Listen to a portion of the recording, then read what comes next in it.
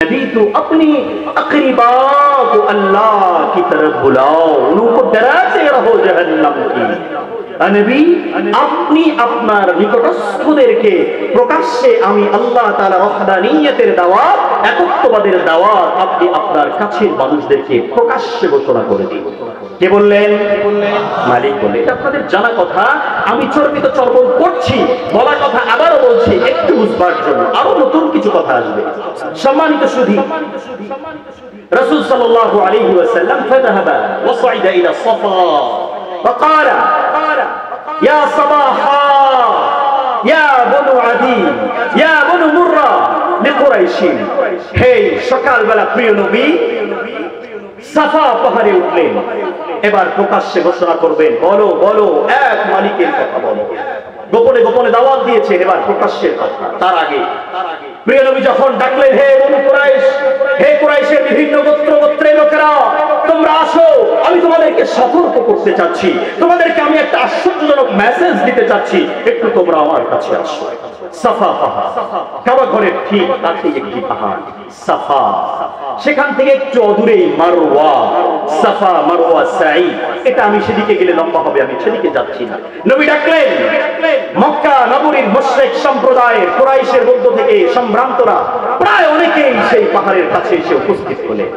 প্রিয় নবী তাদেরকে বললেন, হে আমার উপস্থিত জনতা, আমার এলাকাবাসী, আমি যদি তোমাদেরকে বলি এই পাহাড়ের পাদদেশে, এই পাহাড়ের অপর প্রান্তে শত্রুপক্ষ সশস্ত্র তোমাদের উপর আক্রমণ করবার জন্য, তোমাদেরকে ধ্বংস করে দেবার জন্য তারা ওঁত পেতে আছে, তারা আগামীকালকে সকালবেলায় তোমাদেরকে ধ্বংস করে দিবে। তোমরা কি আমাকে সত্যায়ন করবে? তোমরা কি আমাকে বিশ্বাস করবে? আমার এই বক্তব্যটা কি তোমরা মানবে? মানবে মানবে প্রিয় নবী বলেছেন, আমি যদি তোমাদেরকে বলি পাহাড়ের অপর প্রান্তে শত্রুপক্ষ তোমাদেরকে ঘায়েল করবার জন্য সশস্ত্র প্রস্তুতি নিয়েছে, তোমাদেরকে ধ্বংস করে দিবে, তোমরা কি আমাকে সত্যায়ন করবে? আমার কথা বিশ্বাস করবে? উত্তরে তারা কি বলেছে? উত্তরে তারা কি বলেছিল? এটাই আমাদের আজকের প্রতিপাদ্য। উত্তরে তারা বলেছিল, মা জাররাবনা আলাইকা ইল্লা সিদকা। ঐতিহাসিক ঘোষণা, উপস্থিত সকল মুশরিক, উপস্থিত সকল দিন বেদিনেরা, যারা হাজারো সমস্ত মূর্তির আর্চনায় যারা নিমগ্ন ছিল, সৃষ্টিকর্তা মহান এক রবের আর্চনা থেকে যারা নিজেদেরকে হারিয়ে ফেলেছিল, এক বাক্যে বলেছিল, মা জাররাবনা আলাইকা ইল্লা সিদকা ইল্লা সিদকা। ও মুহাম্মদ, ও মুহাম্মদ, হে মুহাম্মদ বিন আব্দুল্লাহ, আমরা তো কখনোই তোমার ব্যাপারে মিথ্যার অভিজ্ঞতা নাই, আমাদের বিশ্বাসে এটা নাই যে তুমি মিথ্যা বলো, আমাদের বিশ্বাসে এটা নাই যে তুমি অসত্য বলো, আমরা কল্পনা জগতে এটা আনতে পারি না যে তুমি মিথ্যা বলো। হে মুহাম্মদ, আমরা বিশ্বাস করি তুমি যা বলবে, আমরা বিশ্বাস করি, সন্তর্পণে বিশ্বাস করি, সন্দেহাতীত ভাবে আমরা বিশ্বাস করি, তুমি যা বলো, তুমি যা বলো, তুমি যা বলো সত্যি বলো।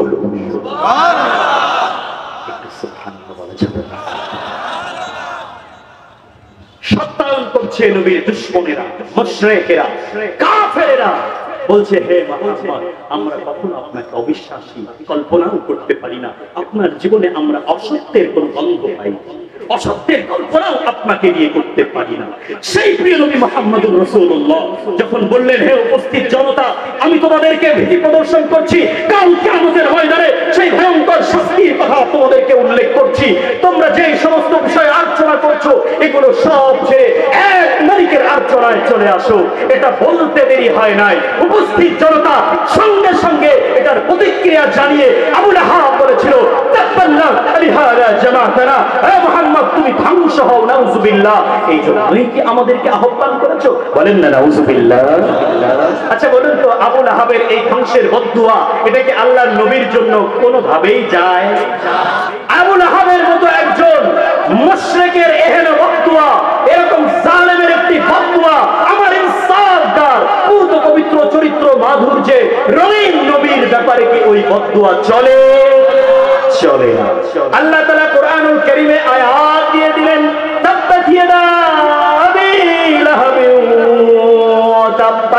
আবু লাহাব তুমি তুমি মুহাম্মদুর রাসূলুল্লাহকে ধ্বংস হতে বলো, তাহলে একটা হাত ধ্বংস হওয়ার কথা বলো। আমি আল্লাহ ঘোষণা করছি আবু লাহাব, তুমি যে পথে হাঁটছো, তুমি যে পথকে অনুসরণ করছো, যে পথে তুমি চলছো, আমি মালিক ঘোষণা করলাম তোমার দুটি হাত ধ্বংস হয়ে গেছে। আওয়াজ করে বলেন আল্লাহু আকবার। আবু লাহাবের হাত ধ্বংস হয়েছিল কি হয় নাই? আপনাদের কি জানা আছে আবু লাহাব কিভাবে ধ্বংস হয়েছিল? আবু লাহাব সে ধ্বংস হয়েছিল, সে মহামারী রোগে আক্রান্ত হয়ে পচে গলে আবু লাহাবের লাশটাকে কিভাবে দাফন করা হয়েছে জানেন? আবু লাহাব ঘরে মরে পড়ে আছে, ওর লাশটাকে দাফন করবার মতো কোনো মানুষ কাছে আসছে না, পচে গেছে, দুর্গন্ধের কাছে আসছে না। তখন মানুষ একটা গর্ত করেছে, গর্ত করে দেখিয়ে দেখে उसको उन गड्ढे में डाल दिया। আবু লাহাবকে পাশে গর্ত করে ধাক্কা দিয়ে গর্তের মধ্যে ফেলে দিয়ে লাঞ্ছনাদায়ক সমাপ্তি ঘটিয়েছে। বলেন ঠিক কিনা? আল্লাহর নবীকে যারা বলে ধ্বংস হও, আল্লাহর নবীর বিরুদ্ধে যারা যাবে, আল্লাহর নবীর ব্যাপারে যারা কটূক্তি করবে, বলতে হবে না, মালিকের পক্ষ থেকে তারা অপমানিত হবে, লাঞ্ছিত হবে, ধ্বংস হয়ে যাবে। বলেন ঠিক কিনা? এই জন্য নবীর দুশমনেরা সতর্ক হয়ে যাও। আমরা পার্থিব জগতে অস্ত্রে শস্ত্রে দুর্বল হলেও মহামারী সৃষ্টিকর্তা কিন্তু তার নবীর ব্যাপারে সিদ্ধান্ত নিতে সামান্য পরিমাণ ত্রুটি করবেন না। বলেন ঠিক কিনা? এরকম আবু লাহাবের ব্যাপারে করেছিলেন, আবু জাহেলের ব্যাপারে করেছিলেন না?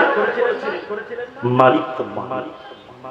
রাসূলুল্লাহ সাল্লাল্লাহু আলাইহি ওয়াসাল্লাম তিনি চিঠি পাঠালেন আজিম রোম পারস্য সাম্রাজ্যের সম্রাটের কাছে চিঠি পাঠালেন।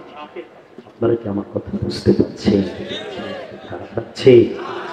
শোনেন, প্রিয় নবী কাফিরদের কাছে কেমন ছিল? একটু মাত্র আগেই মক্কার মুশরিকেরা বলল যে তোমার ব্যাপারে অসত্যের কল্পনাও করতে পারি না, ঠিক না? যখনই মালিকের দাওয়াত দিয়েছে শত্রু হয়ে গেছে, তাই না? এক দুই নম্বর আরেকটা জায়গায় যাই।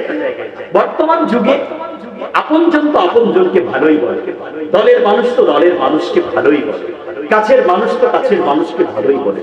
ব্যতিক্রম প্রিয় নবী মুহাম্মদুর রাসূলুল্লাহ, যাকে দুশমন পর্যন্ত ভালো বলতে বাধ্য হয়েছে, ঠিক না?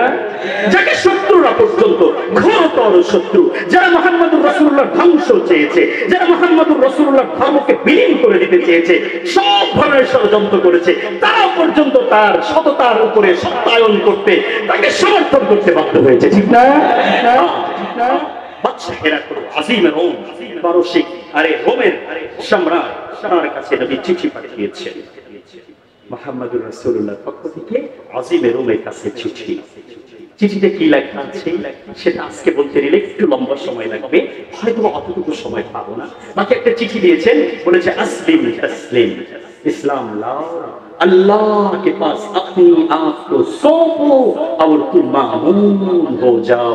আত্মসমর্পণ করো, মালিকের কাছে আত্মসমর্পণ করো, সব ধরনের ভিন্ন উপাসনাগুলোকে ছেড়ে দাও, রবের দাসত্ব করো, রবের গোলামি করো, নিরাপদ হয়ে যাবে।